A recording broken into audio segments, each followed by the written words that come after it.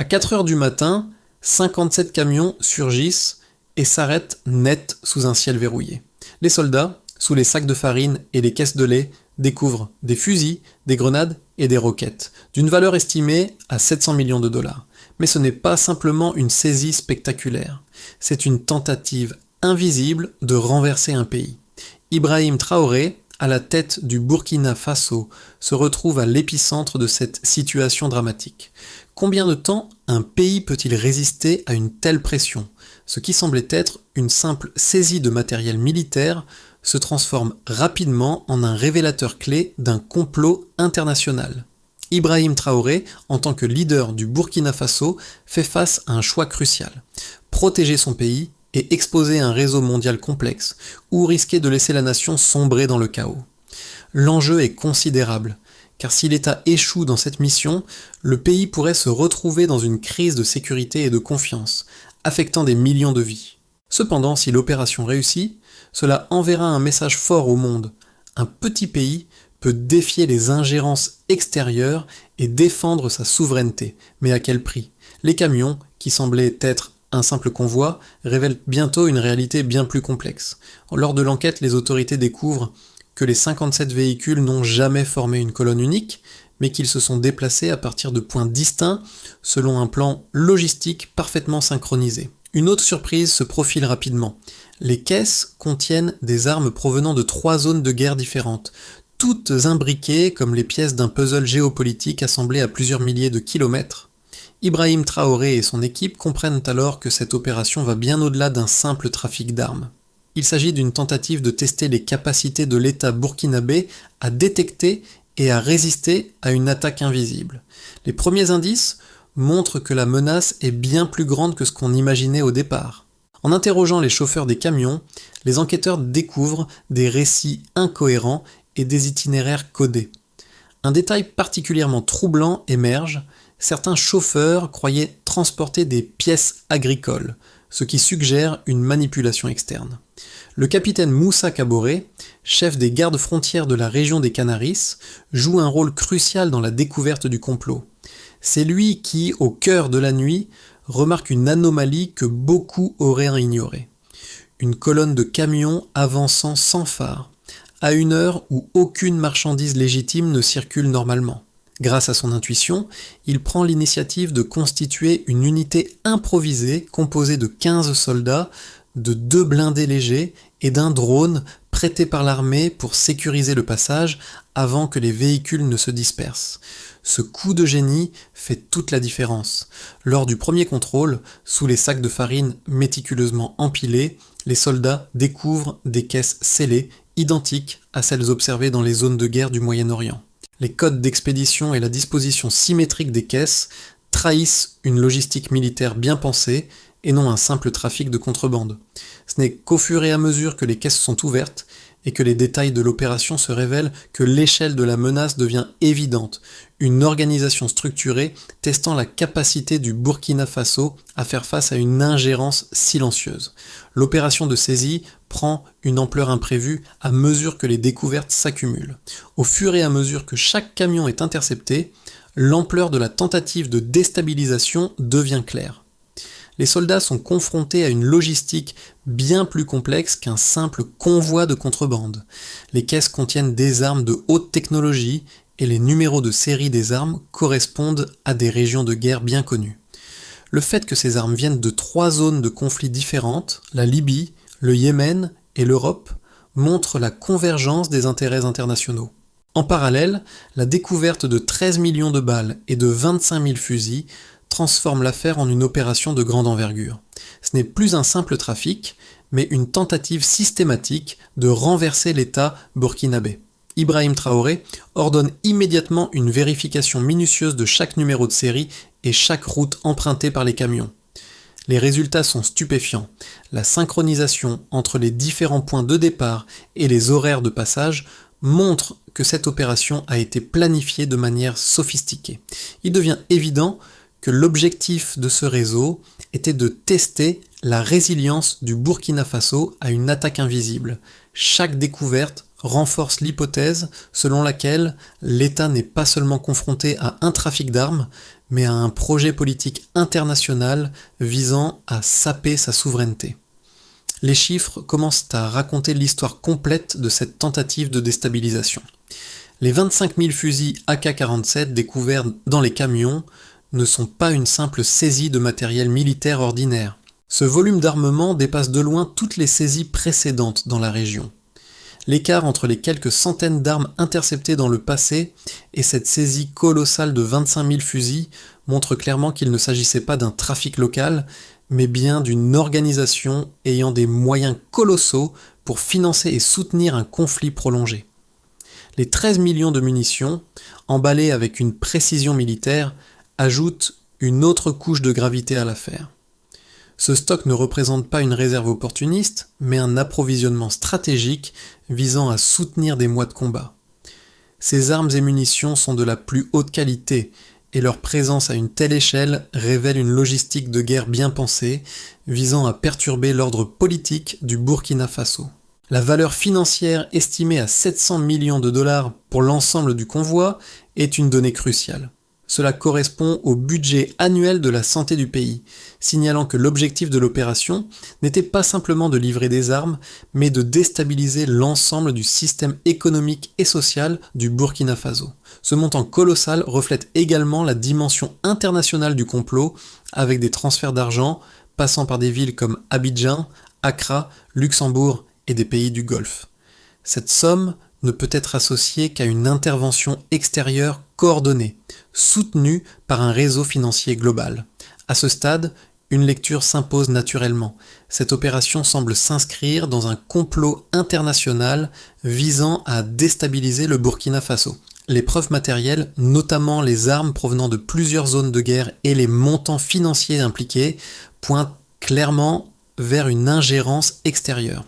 L'ampleur de la saisie, avec 25 000 fusils, 13 millions de munitions et une valeur totale de 700 millions de dollars, ne peut être expliquée par un simple trafic local. Ces chiffres sont trop importants et trop bien organisés pour être le fruit d'une initiative locale isolée. L'analyse des itinéraires des camions et des détails logistiques conforte cette hypothèse. Les véhicules ont été envoyés séparément avant de converger à la frontière togolaise, ce qui suggère une coordination géopolitique précise visant à déjouer les contrôles frontaliers du Burkina Faso. La présence d'un contact externe qui aurait guidé les chauffeurs pendant un créneau horaire aussi précis, 3h45 à 4h20, montre que la logistique n'était pas gérée par des trafiquants locaux, mais par un acteur extérieur, bien organisé et déterminé. Mais il existe aussi une autre manière de lire l'affaire. Certains observateurs avancent l'hypothèse que cette saisie a été amplifiée pour justifier une réaction politique et renforcer la position de Ibrahim Traoré. Selon cette analyse, l'ampleur de l'opération pourrait avoir été exagérée afin de consolider le pouvoir du gouvernement et de créer une atmosphère de vigilance nationale face à une menace extérieure imaginaire ou exagérée. Ce point de vue soulève la question suivante. Ibrahim Traoré aurait-il utilisé cette crise pour renforcer son autorité au détriment de la transparence ? La réalité pourrait résider dans un mélange des deux théories. Il est plausible que l'incident ait réellement été un complot d'ingérence extérieure, mais qu'il ait aussi été utilisé pour faire valoir la souveraineté du Burkina Faso et solidifier le pouvoir interne du gouvernement. L'opération, bien qu'authentique dans ses dimensions internationales, pourrait avoir servi de catalyseur pour une narration politique intérieure visant à affermir la position du gouvernement burkinabé dans un contexte de crise internationale. La découverte de la connexion internationale derrière ce complot marque un tournant décisif dans l'enquête. Le projet de renversement intitulé « Démocratie restaurée », découvert dans les ordinateurs d'un des suspects, modifie radicalement la compréhension de l'affaire. Ce fichier révèle que l'opération d'ingérence n'était pas simplement un trafic d'armes isolé, mais une tentative bien orchestrée de renverser le gouvernement burkinabé. L'implication de plusieurs pays et de chaînes logistiques internationales ne laisse aucun doute. Cette opération visait bien à déstabiliser le Burkina Faso de l'intérieur. Cette nouvelle information soulève une question cruciale. Qui sont les acteurs extérieurs impliqués dans ce complot ? Les preuves recueillies, notamment les échanges de courriels et les documents bancaires récupérés, mettent en lumière un réseau d'influence globale, reliant des financements et des ressources militaires provenant de plusieurs continents. Ce coup d'État planifié, bien que déjoué, révèle les vulnérabilités de l'État burkinabé face à des forces extérieures coordonnées.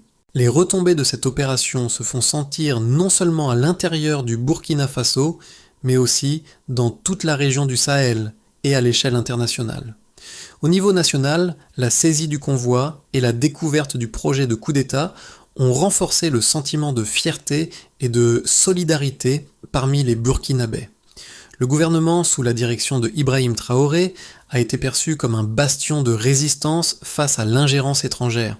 Cependant, cette victoire a aussi mis en lumière des failles dans le système de sécurité et de renseignement du pays, qui devront être renforcées pour prévenir de futures tentatives similaires.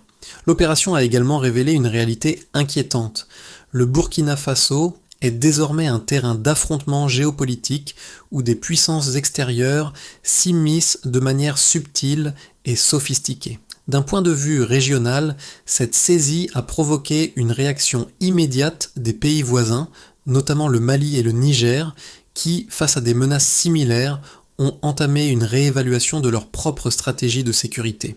La coopération régionale en matière de lutte contre le trafic d'armement et les ingérences extérieures s'est intensifiée, marquant un tournant dans les relations entre les pays du Sahel. Les gouvernements voisins, tout en soutenant les efforts du Burkina Faso, ont vu dans cet incident une occasion de renforcer leurs propres mécanismes de défense et de coopération. À l'échelle internationale, la saisie du convoi a attiré l'attention des chancelleries étrangères. Bien que certains pays aient salué la capacité du Burkina Faso à déjouer cette menace, d'autres ont exprimé des préoccupations quant à l'isolement politique et économique croissant du pays. Les sanctions internationales, bien que modérées pour l'instant, pourraient augmenter si le gouvernement burkinabé continue de résister aux pressions extérieures. À court terme, le Burkina Faso pourrait vivre une période de stabilité relative. Dans les 6 à 12 mois suivant la saisie du convoi, le gouvernement devrait concentrer ses efforts sur le renforcement des infrastructures de sécurité et des mécanismes de renseignement. Les postes frontaliers et les points de contrôle seraient améliorés avec des systèmes de surveillance plus sophistiqués, permettant de détecter plus rapidement toute tentative d'infiltration. Une telle approche permettrait de renforcer la confiance du peuple dans les capacités de l'État à protéger sa souveraineté.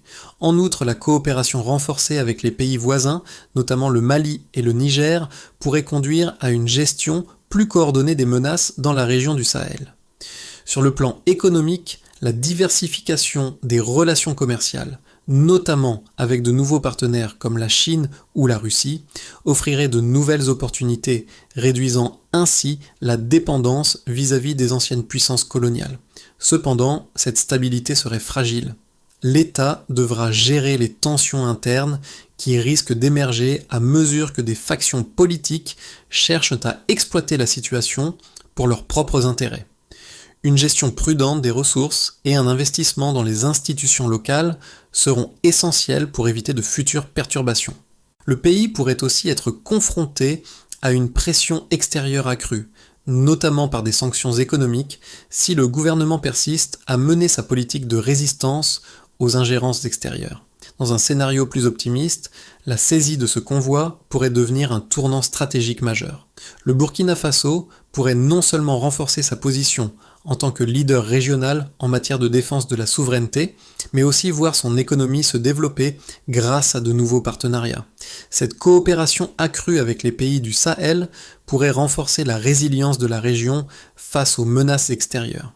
Toutefois, cela nécessiterait une vision à long terme et des réformes profondes pour maintenir l'unité nationale.